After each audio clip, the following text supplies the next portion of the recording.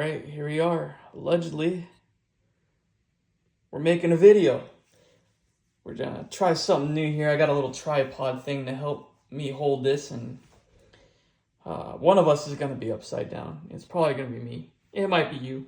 But anyway, in case you haven't noticed, I got the Moonrakers Titan Edition Kickstarter came in a while ago. And not much really to do. I mean, I could talk about what we got, what came with the Kickstarter, that kind of a thing, what new additions that came. But really, my goal was just to put this together, start sleeving the cards, organizing the box, maybe just highlight some things that are in here. But I'm just really just trying to put it away. It's been on my table for like 2 weeks, just busy doing other things or whatever. But hey, let's just jump into it and take a look here. And I kind of got started a little bit. I didn't really want to do an unboxing and all that kind of stuff, but just a little informal video here. But let's get into it. So this is Moonrakers by Ivy Studios. This is the Titan Edition. So basically what they did is they had the original game, which was in a smaller box. I don't know how that's showing up too well. And this box right here was in the Kickstarter one. I got this just retail from their website. The Kickstarter one I think has like the gold foil on it, whatever. But as you can see, I don't know how it's showing up. I can't see what it's showing, so I'm not too sure how that's translating there. If it's translating good or not. Let's try to back it out there. There we go. So there's the big box from Kickstarter, the big box Titan Edition, and then here is the regular retail box that it would have came in, but like I said, the Kickstarter would have had the gold foil. Let's see if we zoom that back in a little bit maybe. But yeah, so there's that. So what's new? So what did it come with? Well, obviously it came with a bigger box for one, because it also came with it came with 4 expansions. One of them is a digital expansion on an iPad or on your PC, basically where you can play solo or you can have it as like an AI player. But the other expansions, there was I think one called Binding Ties, one called Nomad, and I think one called Overload expansion. And all the expansions you can do together. And the only reason why I knew the name is actually I ordered the sleeves for the expansion. And that was pretty cool that they labeled what sleeves go with what expansion. So that's going to make it easy for me when I start sleeving it. What else did it come with? So let's take a look at this guy. I don't know how this is showing up or translating very well. So their whole thing was, and here it is right here. They, as an exclusive, they did like holo cards, so special certain cards. And let me try to find one here. I'll just try to pick one here from the deck. So they'll have like, certain cards in the game because it is a deck building game. So through the Kickstarter, they took a couple different cards and they would like have you vote, hey, this card or whatever. And whoever got the most cards, they basically made a holographic card. As like like a stretch goal or whatever. So there's actually 80 holographic cards that came in this deck. But as an exclusive for back in the Kickstarter, that only comes with the Kickstarter, I guess, they took basically essentially the best card that's in the game and made it like its own holographic card. And it's pretty cool. Like it came in this sleeve, this plastic cover. It's got a hard case. We can just open it and take a look at it real quick here. Yeah, throw the trash over there. But I'm not sure how it's translating, if there's too much glare or not. I don't know if I turn this guy off, if that'll help. Or make it worse. What? This thing does colors? Look at that. I don't know. Maybe we can get closer. But it's basically a holographic card. And this is the Moramata card. And this one basically, it costs $4 to purchase, 4 credits to purchase. And you subtract 2 from any one requirement. So when you're going out filling contracts, the contracts typically have requirements to fulfill them. And this card, when you play it, it removes 2 of those requirements. So from what I understand, it's probably one of the best cards in the game. So it's really cool that they put it in like its own little sleeve, and it's a holo card. So we got that guy. That came with the Kickstarter. And then there's this holo pack that also came with the Kickstarter. Some other things. There was like a little mini expansion called Endless. And basically, I guess what it does is this kind of took 10 cards from the other games that they have for like Mythic Mischief, Fainted Veil. It might just be Fainted Veil, but they took characters from those games and made them into their own little card to add in. And let's just do it now. Let's bust this guy open and see what those cards look like. And what's really a pleasure, I guess you can say, about that is it even came with its own sleeves for these 10 cards, so you don't have to go fumbling around looking for sleeves. So we'll put those over there. So let's take a look at these guys. So yeah, we got a gamer, who is a crew card, costs 3 credits to purchase. Every 2 damage you play, this contract can instead reduce another contract requirement by 1. Oh, similar to Moramata, except with more of a damage. These ones aren't holo cards.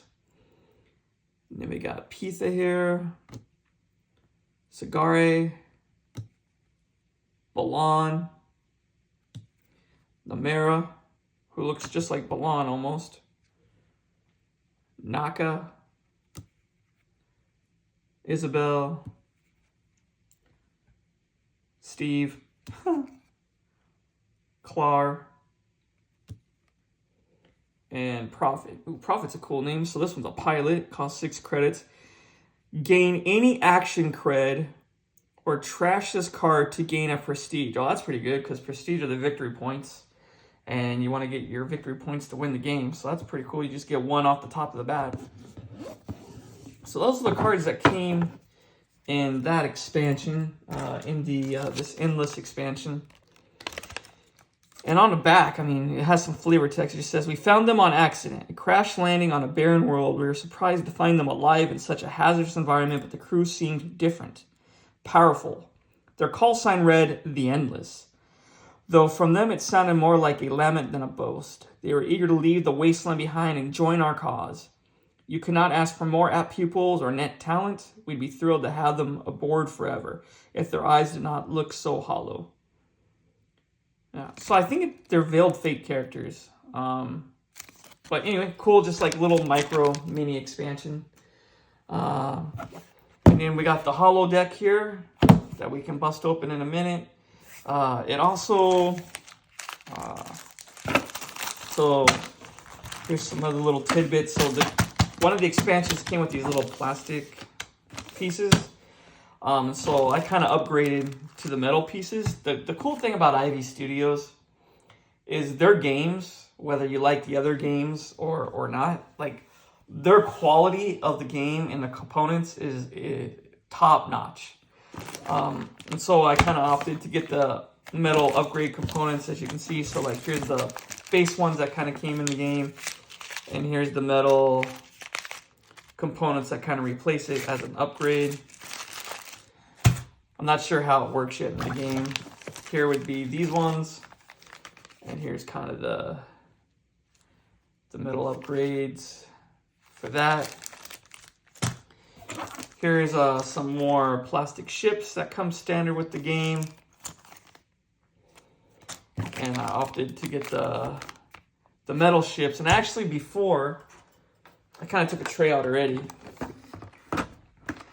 Before the Kickstarter, they already had some metal ships. And so here's a metal ship, an example. And I kind of like how each of the ships is different. You know, you got the green one, you got the blue one, you got the red one. So this is one of the trays that's that came in the box. I kind of took it out and started loading up, but they also had the metal coins, metal credits. I'm assuming this is where they go. I'll figure it out later if it's not. And then I kind of also upgraded for the danger dice for these metal, I forget what they call it, but they start with an H. they're heavy. Like if you have I wouldn't recommend rolling this on a nice table or something you cherish. They are very heavy. Ooh, heavy metal dice, and so if you roll them on your wooden table, they might dent or scratch. But they're really nice. So it came with that, and I'll show you how the tray goes in later. Then one of the expansions came with a new negotiation board, so that's in here. There's also a navigation map. We'll open that up, take a look at that guy. And also before, they had normally there's these boards. So this one's the dispatch board, but I got the neoprene mats. I already had this from before. And then they also had the armory. And it just gives better table presence. You know, instead of just laying the cards out, I kind of like how it gives you a nice little organized. You put all the crew here. And you got all the contracts and ship parts or whatever. So it just makes it look nice. Gives a little bit of a table presence.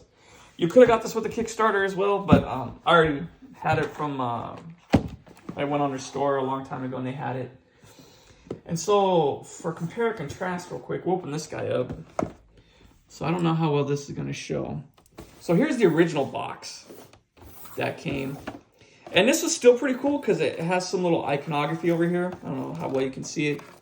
That kind of tells you which cards go here. So like this is the danger symbol. So if I pull this guy, boom, or damage. There's a damage card, right? So it kind of tells you already what cards kind of go where. And it had a little slot for the coins and for the dice and for the ships. So, I mean, even the retail version, the storage solution was super, super awesome. So now we can just open this guy up. Are we still backed out? Yeah, might as well just stay backed out for a little bit. And see what this guy kind of looks like. And like I said, I already opened it. Just kind of got started a little bit. But as you can see, so the expansion cards are already here, ready for me to sleeve and put away. So we take a look at those maybe at some point. There's a couple more here. And then, so right here, I don't know how well you can see this. This is where the, maybe not that one, but these ones, these other mats, they would roll up and go in there. And then you have a couple of the other boards right here. And then here's a tray. So you have an action deck, and then you have like the contracts and the ship parts and the crew. But your action deck, your main action, goes into here. So it makes it really convenient when you pull like a crew member and it says, hey, you get 2 damage cards or whatever. It's really easy just to pull this, pass it around, and have it ready to go. Now, one thing that kind of threw me off, and I'm not very artsy crafty, but this part right here with these are stickers, and it came on the sheet, and so you basically had to pull, put it on. I finally figured out, reading the legend, like which way does the sticker go, which sticker goes where, and they kind of gave extra ones in case you mess it up. But that's basically the storage solution. I mean, we can look at a couple cards, and I guess I can ramble while I sleeve the cards and put stuff away, or I can just turn it off. Well, maybe we'll do both. We'll see how it goes. But I think one thing that would be awesome to look at would be the... I'll kind of zoom in here. And I'm doing this on my cell phone, but at least I got a tripod now to help me out. We can look at these holo cards. So it says there's 34 crew, 46 ship parts in this holo deck. So let's take a look. Now this is probably going to be a bummer. I probably don't have sleeves for these.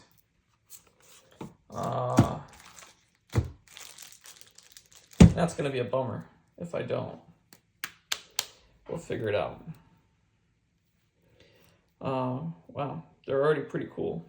All right, let's open up a ship part, I guess.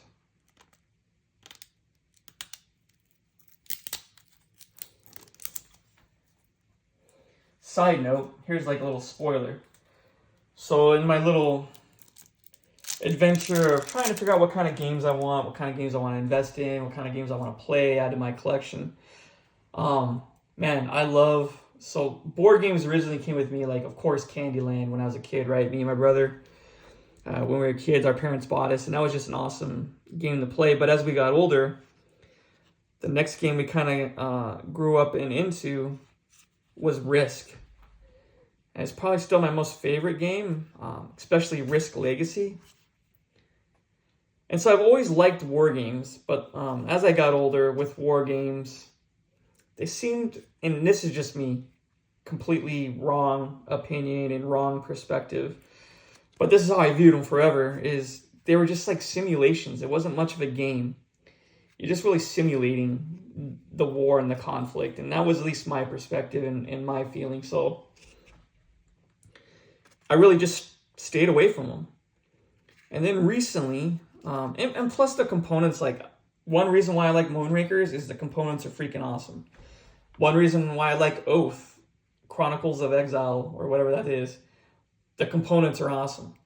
I mean, if the game has Carnegie, awesome components, right? If it's got awesome components, and the poster really took their time and made it look nice, and it really matches the theme, like, I don't know, that just gets me into the game even more.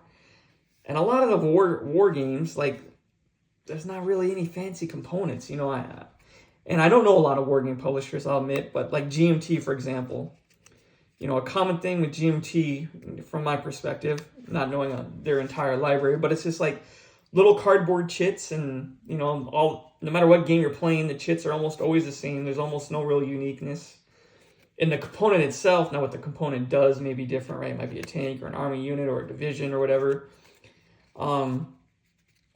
But somehow I stumbled across, I don't know how to say his last name, but Vocal.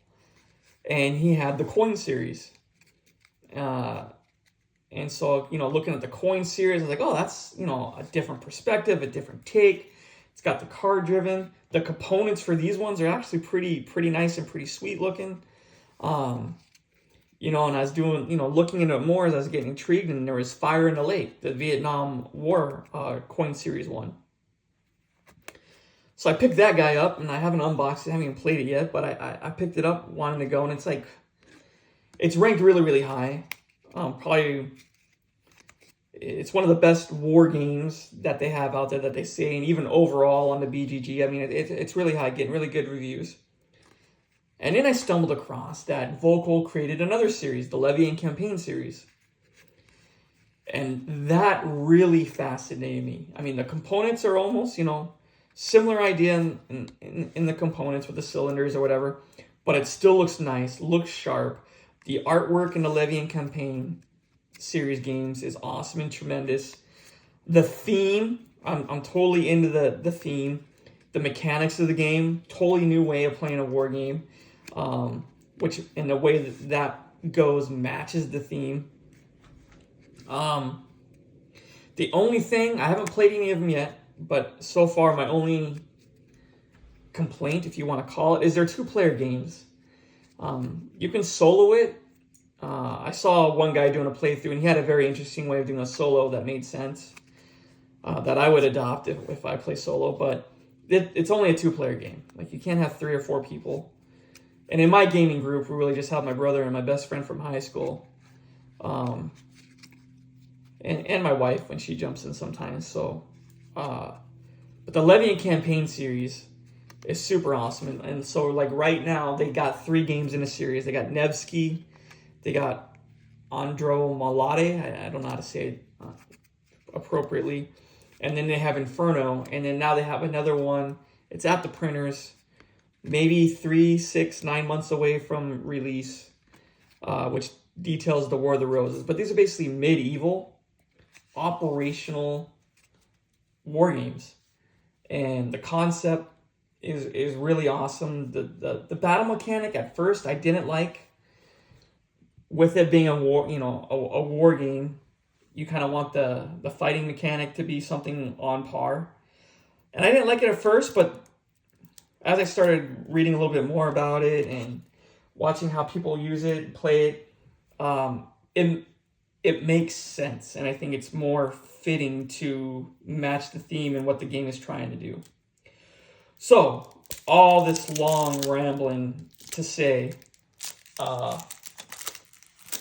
is that my intention is, after this game gets sleeved and put away, unless my wife wants to play it. We'll do a playthrough with Lily. Is that I'm gonna do like a little teach series, a playthrough or whatever of Nevsky. So let me know if anybody ever watches this or if they've heard of Nevsky, if they played it, if they played the Levian campaign series, if they like the coin series. I like the coin series, and I'm sure this is gonna happen with the Levian campaign, but it seems like if you played one coin series game, you've kind of played them all, with some differences.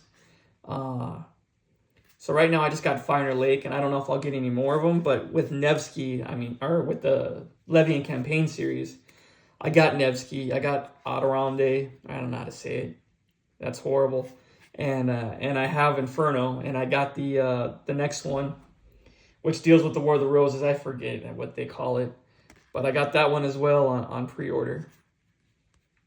And that was the other cool thing. So GMT, when you pre-order a game, they don't charge you. So you can go in and lock in your pre-order, but they're not going to charge you until they ship the game, or they're like within a month or two of shipping the game. So when they charge you, and they give you all kinds of warnings, but when they charge you, like, your game's on the way, right?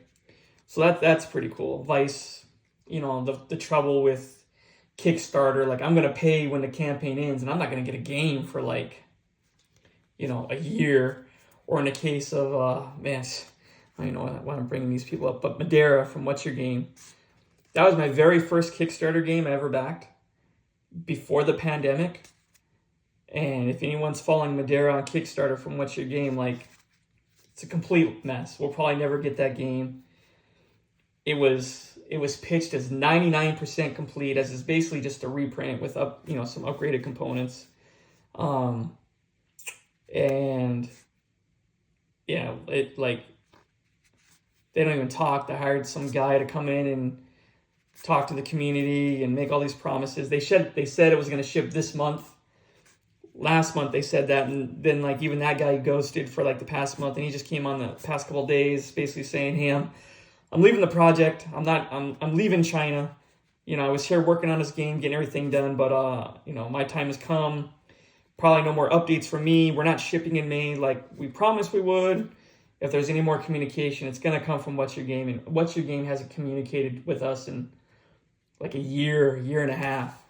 So, I mean, it really just feels like they just stole our money. But anyway, that's that. But, so these are basically, so all these cards right here are already in the deck. So it's just basically a duplicate, and they're just holographic. Just make them a little bit more cooler, a little bit more special. So they had the ship parts that I was just showing while I was rambling, and then they got the crew cards. And yeah, I mean, I think that's super cool that they just tried to make the cards a little bit more special. Not necessary, like I said, there's this card already in the game, it's just not holographic. And there's this card, and there's this card, and there's this card, and there's these cards. So you can just play with the holographic card, you can just not put the holographic cards, you can put them both in and double it up. But I think it was just like a little nice touch. I wish maybe more games would just make holographic cards a standard. I know it's more expensive and blah, blah, blah, blah, but I think it'd just be a really nice touch to the game. All right, so we got that. That's pretty much it. I mean, the only thing really for me to do is just sleeve everything and put it away. But I thought I would just jump on, ramble, test out this new contraption for holding the cell phone, making a video, see what it looks like, and let you know about my ideas for Nevsky. So, I mean, if that's something you're interested in, something you want to see, maybe you want to see it done a certain way, comment below, let me know. But anyway, it's good to check in. Hope everyone's doing good. Yeah, all right, man. We'll check in later. Adios.